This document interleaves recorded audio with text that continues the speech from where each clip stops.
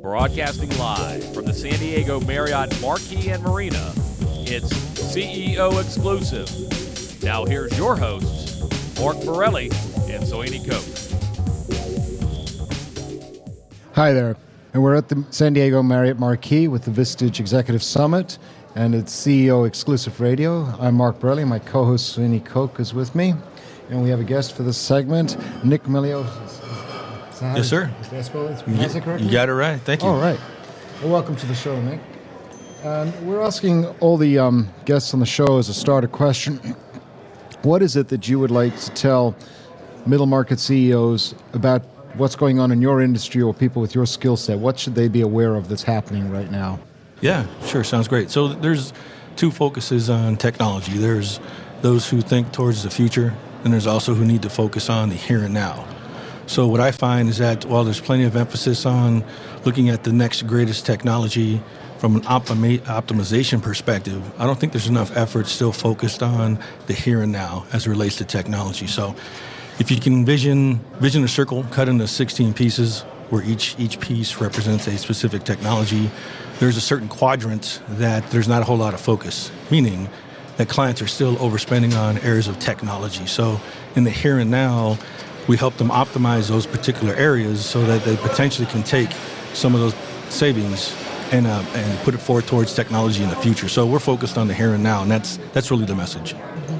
And how does a middle market CEO, like yourself, think about the spend on technology and how to optimize that spend on technology? Where should they be focused? Sure, there's three key areas. So from our particular focus, so I'm not looking as an owner of my business. It's a matter of what we provide to our clients. So in these particular areas, it falls into telecommunications, mobility, and something we now call hybrid maintenance. So those particular technologies fall in what we call the lower right quadrant in technologies, and it's those areas where technology changes, seems to be every 30 to 45 days. The industry will follow about 30 to 45 days behind it.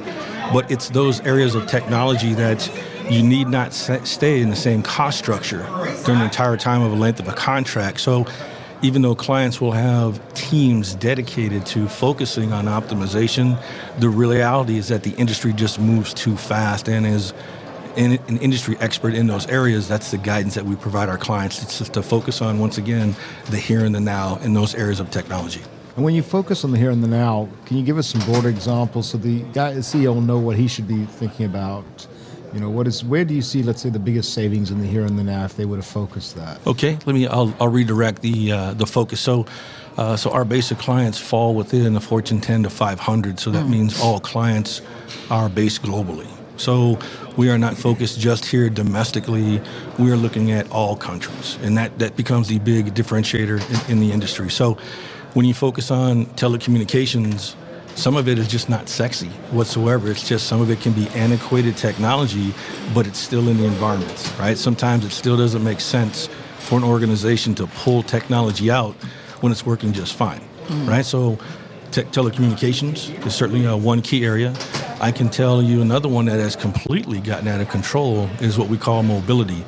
Those are these devices where we look at each day. You check Facebook, you check your email. So from a personal perspective, we've all had the aggravation of maybe calling your carrier and trying to haggle a particular monthly expense, if you will, right? But now take it from a global client's perspective. They have 500, 1,000, maybe sometimes 10,000 employees on these particular devices. And imagine what that frustration is like at a global level, right? Not dealing with an account team just here domestically, but having to deal with other folks who are positioned globally, right? So now we serve as that helping hand because mobility, if you imagine, it has a monthly plan for your cellular. You have a monthly plan for your text, for your graphics. Imagine all that, but then imagine all of those plans are constantly changing every 45 days.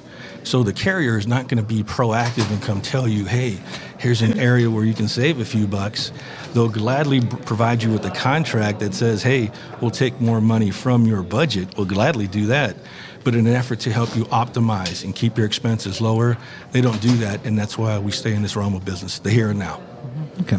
That's helpful. Yeah, so one of the things that we were talking about a few days ago was this notion of being a general contractor for IT services, which is one of the ways that you describe carrier management strategies. So tell us what that actually means. Okay, here we go for the land of confusion. So typically when you take the term of a general contractor, right, it's related to the housing environments, right?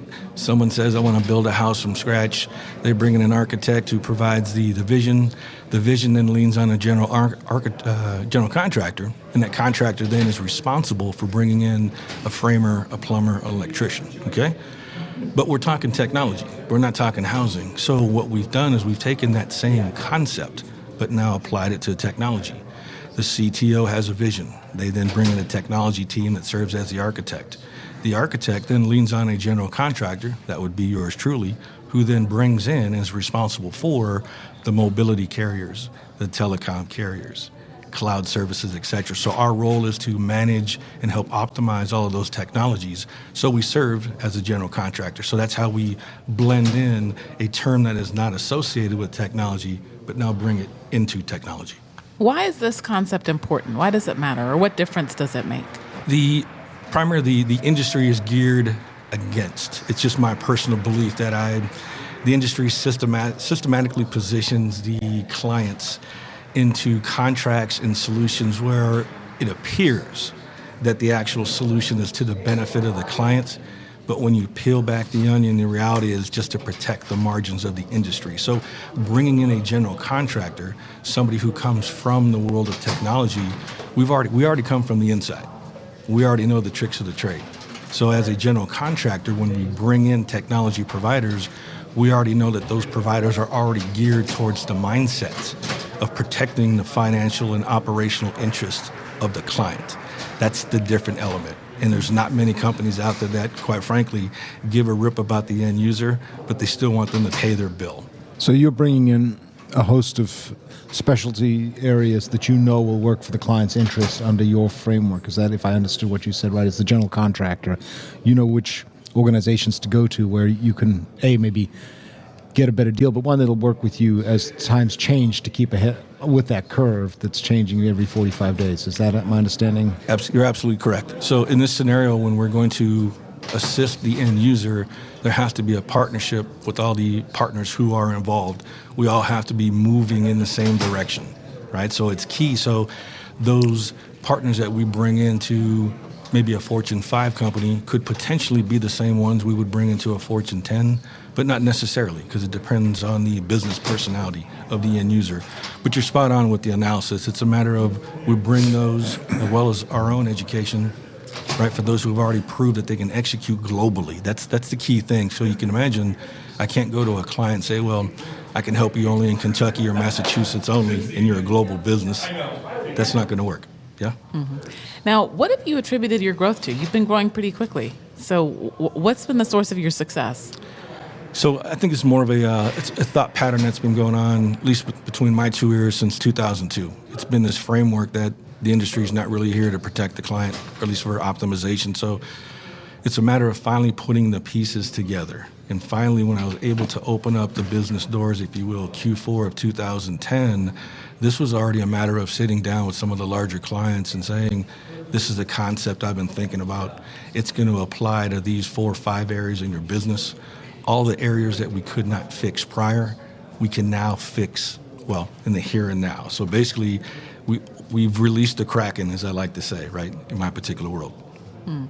And what kind of results are you producing for your clients? Like, how much are you able to save them, or what kind of results are you getting? Sure. Oh, it's always the golden question, right? Yeah. When you sit down, what are you going to do for me, my friend, right?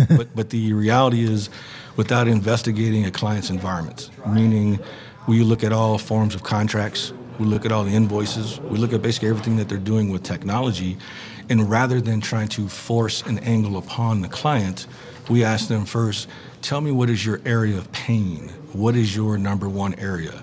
It could be mobility. It could be telecom. Maybe it's just another area of the business. So getting back to your prior question, we first focus on the client's pain, fix that, derive some value, right? So if I'm going to have to try to give you a general number, sometimes if they're not watching technology, let's use it that from that particular example, could be 30% on sometimes, right? But you have to imagine that a lot of the global clients have teams that are already in position that are focused on these elements. So they're going to do a pretty good job already. So maybe in that scenario, on the low end, it could be maybe 4 or 5%. But if you're talking on a budget of $10 million per year, sometimes that pays for the Christmas party. Fair enough. And the other thing you mentioned you do is hybrid maintenance. Would you like to explain what that is? Sure. Now, this is a particular solution of, here we go again. It's something I thought about when I entered technology, probably in the late 80s, early 90s. So once again, it's not a sexy element within technology whatsoever, but hybrid maintenance, it's a mix of OEM plus third-party plus break-fix maintenance providers, and it's all under a single roof.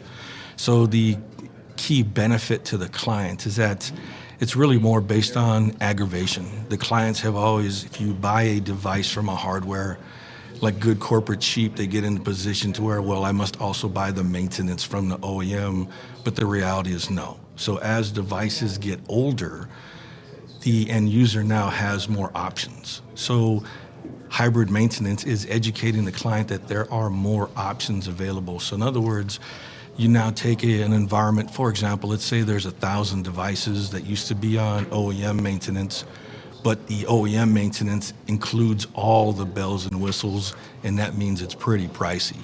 So the aggravation from the industry, they use the word, it's too salty. I've been paying this maintenance year after year, but the reality is when we look at our frequency of usage, we're not opening up a lot of trouble tickets. We don't have a lot of downtime because some of this equipment is pretty rock solid.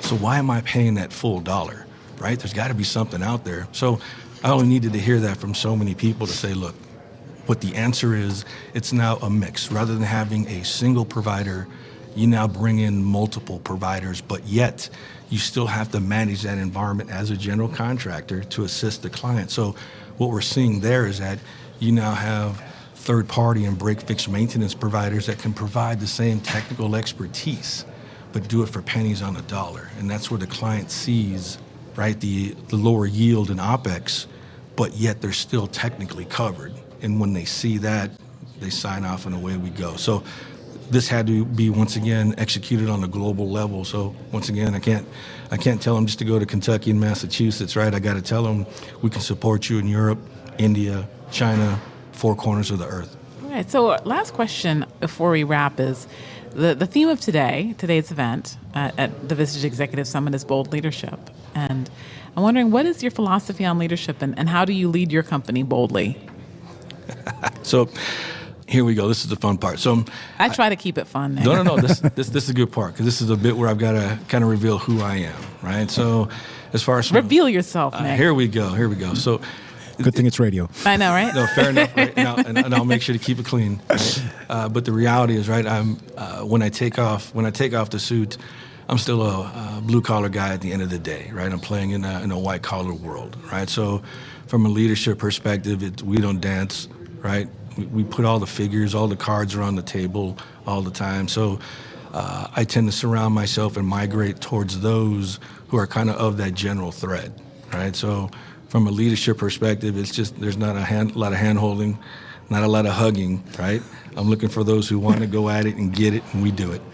All right. Well, thank you so much for taking some time out of your afternoon to be with us here on CEO Exclusive Radio. Appreciate it. Thank you very much. Thanks, Nick.